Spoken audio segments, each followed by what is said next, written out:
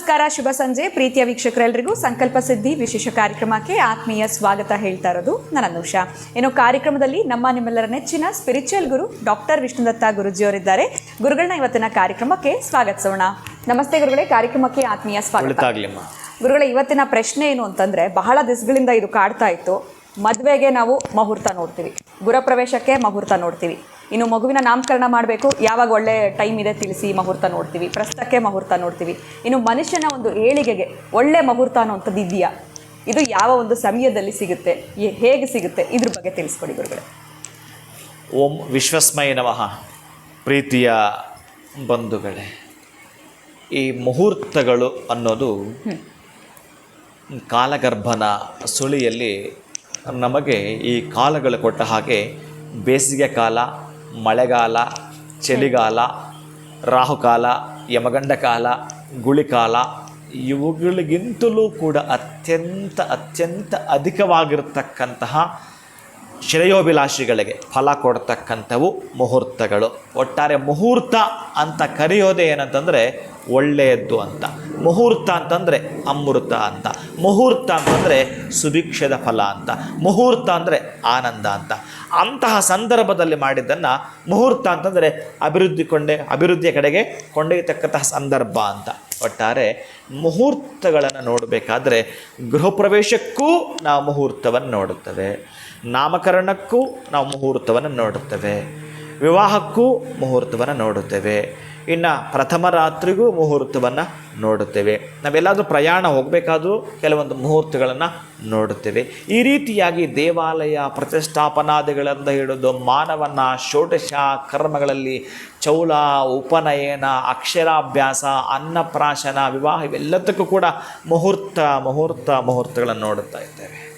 ಇನ್ನು ನಮ್ಮ ಜೀವನದ ಅಭ್ಯುದಯದ ಏಳಿಗೆಗಾಗಿ ಅಭ್ಯುದಯದ ಪದದಲ್ಲಿ ನಡೆಯಬೇಕಾದರೆ ಬಹುಶಃ ಮನುಷ್ಯನ ಕಷ್ಟ ಕಾಲಕ್ಕೆ ಒಂದು ಅಭಿವೃದ್ಧಿಯ ಮುಹೂರ್ತ ಅಂತ ಕೊಟ್ಟರೆ ಹೇಗಿರುತ್ತೆ? ನಿಮ್ಮ ಪ್ರಶ್ನೆ ತುಂಬ ಚೆನ್ನಾಗಿದೆ. ಅಂಥ ಮುಹೂರ್ತ ನೀವೇನಾದರೂ ಮಾಡಿಕೊಂಡು ಅದರಲ್ಲಿ ಮುಂದುವರಿತೇನೆ ಅಂತಂದರೆ ಸಣ್ಣದೊಂದು ಮಂತ್ರ ಇರುತ್ತೆ. ಅದು ಆ ಸಣ್ಣ ಮಂತ್ರವೇ ದೊಡ್ಡ ಮಟ್ಟದ ತಿಜೋರಿ ತೆಗೆಯೋ ಕೀ ಆಗಿರುತ್ತೆ. ಅನಂತ ಪದ್ಮನಾಭ ಸ್ವಾಮಿ ದೇವಸ್ಥಾನದ ಎಷ್ಟು ಬಾಗಿಲುಗಳಿದ್ದಾವೆ, 1 ತೆಗೆದ್ರಂತೆ, 2 ತೆಗೆದ್ರಂತೆ, 3 ತೆಗೆದ್ರಂತೆ. ಆ ಅನಂತ ಪದ್ಮನಾಭ ಸ್ವಾಮಿ ದೇವಾಲಯ ನೆನ್ನೆ ಅಷ್ಟೇ ಆ ಒಂದು ಮಹಾರಾಣಿಯವರು ಬರ್ತ್ಡೇ ಆಯಿತು. ನಾನು ಇಲ್ಲಿಂದಲೇ ಅವರಿಗೆ ಸೆಲೆಬ್ರೇಷನ್ ಇದನ್ನು ಶುಭಾಶಯವನ್ನು ಕೋರಿದ್ದೆ. ಸ್ವಾತಿ ಪದ್ಮಶ್ರೀ ಸ್ವಾತಿ ತಿರುನಾಳ್ ಅಮ್ಮ ಅಂತ ಹೇಳಿ ಅವರ ಹೆಸರು. ತುಂಬ ಸರಳ ಏಜ್ ಆಗಿದೆ.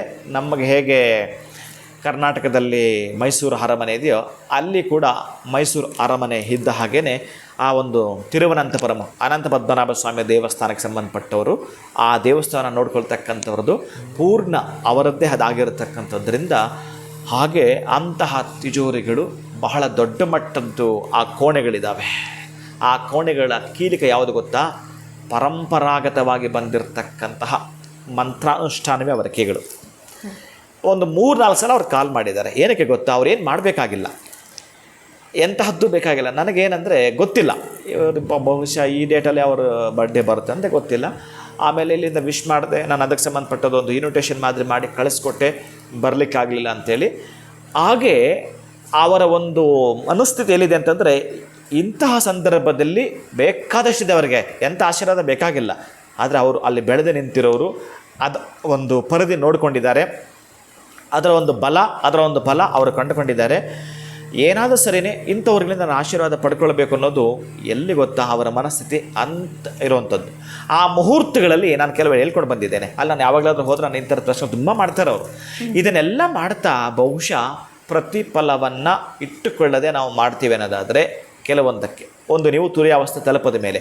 ಆದರೆ ಇನ್ನು ಕೆಲವೊಂದಕ್ಕೆ ಮುಹೂರ್ತಗಳು ನಿಮಗೆ ಬೇಕಾದಷ್ಟು ಬಲ ಕೊಡ್ತೇವೆ. ಅಂತಹದ್ದು ಅಂತಂದರೆ ಪ್ರತಿನಿತ್ಯ ಪ್ರಾತಃ ಕಾಲ 3 ಗಂಟೆ ಆಗಲಿಲ್ಲ ಗುರುಗಳೇ, ನಾನು 4 ಗಂಟೆನೂ ಆಗೋದಿಲ್ಲ ಗುರುಗಳೇ, ಬೇಕಾದಷ್ಟು ಕೆಲಸದ ಒತ್ತಡಗಳ ಮಧ್ಯೆನೇ 5 ಗಂಟೆ 55 ನಿಮಿಷಕ್ಕೆ 5 ಗಂಟೆ 55 ನಿಮಿಷಕ್ಕೆ ನೀವು ಪ್ರತಿನಿತ್ಯ ಕುಳಿತುಕೊಂಡು ನೀವು ಮೆಡಿಟೇಷನ್ ಮಾಡ್ತೀನಿ ಅಂತಂದರೆ, ಈಗ ನಾವು ಬೆಳಗ್ಗೆ ಪ್ರತಿನಿತ್ಯ 6 ಗಂಟೆಗೆ ಸುಪ್ರಭಾತ ಅಂತ ಏನು ಕೊಡ್ತಾ ಇದ್ದೀವಿ, ನಿಮ್ಮ ಅದೃಷ್ಟದ ದಿನ. ಅದು ಅದೃಷ್ಟ ದಿನ ಆಯಾಯ ಮಂತ್ರವನ್ನು ಹೇಳ್ಕೊಳ್ತಾ ಬೆಳಿತೀನಿ ಹೇಗಿರುತ್ತೆ ಅಂತಂದರೆ ಕೇವಲ 6 ಗಂಟೆಯಿಂದ 6 ನಿಮಿಷ, ಆ 6 ನಿಮಿಷಗಳ ಕಾಲ ಪ್ರೇಯರ್ ಇತ್ತಲ್ಲ, ಬಹುಶಃ ಭವ್ಯ ಬದುಕನ್ನು ಕಟ್ಟಿಕೊಡಲಿಕ್ಕೆ ನಿಮ್ಮ ಬದುಕಿಗೆ ಒಂದು ರೀತಿಯ ನಂದಾದೀಪ ಅದು.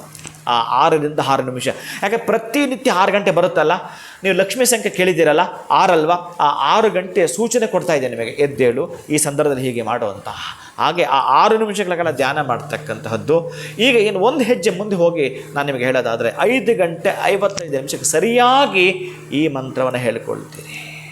ವಿಶೇಷವಾಗಿರ್ತಕ್ಕಂತಹದ್ದು ಓಂ ಬ್ರಹ್ಮ ಮುರಾರಿ ತ್ರಿಪುರಾಂತಕ ನಮಃ ಸೂರ್ಯಾಯ ಚಂದ್ರಾಯ ಮಂಗಳಾಯ ಬುಧಾಯ ಚ ಗುರು ಶುಕ್ರ ಶನಿಭ್ಯಶ್ಚ ರಾಹವೇ ಕೇತುವೆ ನಮಃ ಮಮ ಕುಟುಂಬಸ್ಯ ಅಭಿವೃದ್ಧಿಂ ಕುರು ಅಂತ ಮಂತ್ರವನ್ನು ಹೇಳ್ಕೊಳ್ತೀರಿ. ನನ್ನ ಕುಟುಂಬ ಎಲ್ಲ ರೀತಿಯಲ್ಲೂ ಅಭಿವೃದ್ಧಿ ಆಗಬೇಕು ಅನ್ನೋ ಈ ಮಂತ್ರವನ್ನು ನೀವು ಈ ಮುಹೂರ್ತದಲ್ಲಿ 5 ಗಂಟೆ 55 ನಿಮಿಷ ಪ್ರಾತಃ ಕಾಲದಲ್ಲಿ ಹೇಳಿಕೊಳ್ತೀರಿ. ಇದು ನಿಮ್ಮ ಜೀವನದ ಎಲ್ಲ ಆಸೆಗಳನ್ನು ಕೂಡ ಉತ್ತುಂಗ ಶಿಖರಕ್ಕೆ ಕೊಂಡೊಯ್ಯಲಿಕ್ಕಿರತಕ್ಕಂತಹ ಅಭ್ಯುದಯದ ಮಂತ್ರ.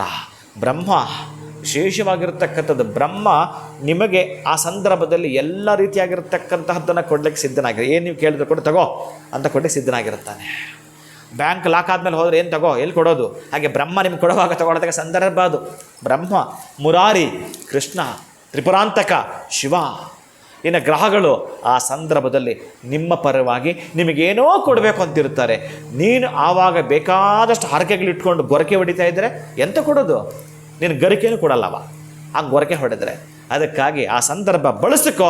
ಆ ಮುಹೂರ್ತ ನಿನ್ನ ಅದ್ಭುತವಾಗಿರ್ತಕ್ಕಂತಹ ನಿನ್ನದಾಗಿರ್ತಕ್ಕಂತಹ ಜೀವನದಲ್ಲಿ ಅದೃಷ್ಟ ಫಲಗಳನ್ನು ಪಡ್ಕೊಳ್ಳಲಿಕ್ಕೆ ಒಂದು ಅವಕಾಶ ಆ ಮುಹೂರ್ತ ಆಗಿರುತ್ತೆ. ಖಂಡಿತ ಗುರುಗಳೇ, ಜೀವನದಲ್ಲಿ ನಮ್ಮ ಒಂದು ಏಳಿಗೆಗೆ ಉತ್ತಮವಾಗಿರುವಂಥ ಮುಹೂರ್ತ ಯಾವುದು ಅನ್ನೋ ಒಂದು ಸೀಕ್ರೆಟ್ನ ಇವತ್ತು ರಿವೀಲ್ ಮಾಡಿದ್ದೀರಾ. ಬಹುಶಃ ನಮ್ಮ ಒಂದು ಜೀವನದಲ್ಲಿ ಸಕ್ಸಸ್ ಕಾಣಬೇಕು ಅಂತಂದರೆ ಪ್ರತಿಯೊಬ್ಬರು ಕೂಡ ಈ ಒಂದು ಮುಹೂರ್ತದ ಸಮಯವನ್ನು ಬಳಸ್ಕೊಳ್ಬಹುದು ಅಂತ ಹೇಳ್ತಾ ಕಾರ್ಯಕ್ರಮದಲ್ಲಿ ನಮ್ಗೆ ಇಷ್ಟೆಲ್ಲ ಮಾಹಿತಿ ತಿಳಿಸ್ಕೊಟ್ಟಿದ್ದೀರಾ. ಧನ್ಯವಾದಗಳು ತಮಗೆ ಗುರುಗಳೇ, ನಮಸ್ಕಾರ. ಹರೇ ಶ್ರೀನಿವಾಸ. ಇನ್ನು ಜೀವನದಲ್ಲಿ ಸಕ್ಸಸ್ ಕಾಣಬೇಕು, ನಿಮ್ಮ ಒಂದು ಏಳಿಗೆಯ ಮುಹೂರ್ತ ಯಾವುದು, ಯಾವ ಸಮಯ, ಏನು ಮಾಡಬೇಕು ಅಂತ ಗುರುಗಳು ತಿಳಿಸಿದ್ದಾರೆ. ಇದನ್ನು ಫಾಲೋ ಮಾಡಿ ಅಂತ ಹೇಳ್ತಾ ಇವತ್ತಿನ ವಿಡಿಯೋನ ಮುಗಿಸುವಂತಹ ಸಮಯ ಆಗಿದೆ. ನಮಸ್ಕಾರ.